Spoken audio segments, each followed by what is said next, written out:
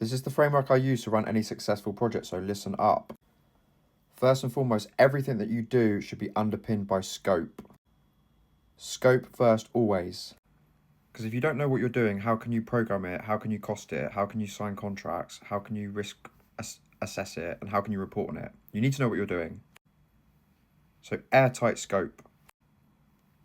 The mistake that many people make here is that they rush to cost first. They try and they have a budget in their head and they think, I've got this money, how can I spend it? When they don't really know what they're trying to do. So scope first always. Number 2, program. You need to make that scope time bound. So every activity must be time bound. It is a node in a network that needs a duration.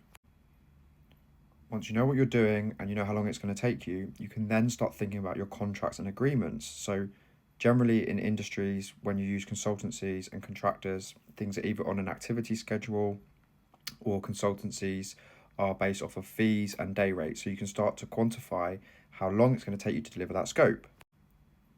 Then that'll give you an understanding of a cost for your professional fees and also the cost of the work that you're trying to do and the duration that you're trying to undertake it. Then you risk assess that. So what's the risk of it going wrong? You can run things like Monte Carlo assessments. So this is all a rigorous pyramid that you do not have the right to progress until you have satisfied each segment of the triangle.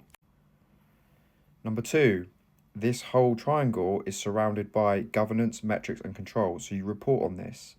So you think about dashboard style reporting, synthesization up to a board level, and your whole meeting and reporting cycle should be well thought out and launched early in the project. And if your project is failing, it needs to be reinvigorated and launched project wide, where you reset the standard, because everything that you have signed up to with scope, program, contracts, cost, and risk should be controlled day to day with rigorous governance.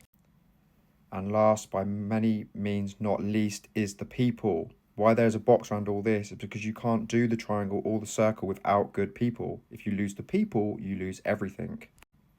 And you can have AI helping you with your scope, your program, your contracts.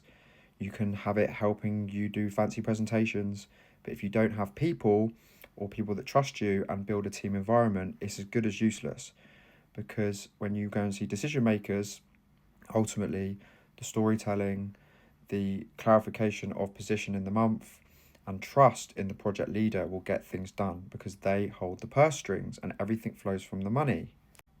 So that's a whistle-stop tour of how I frame my projects. Now I'm going to do a deeper dive on YouTube or even on here. Drop a triangle in the comments and I'll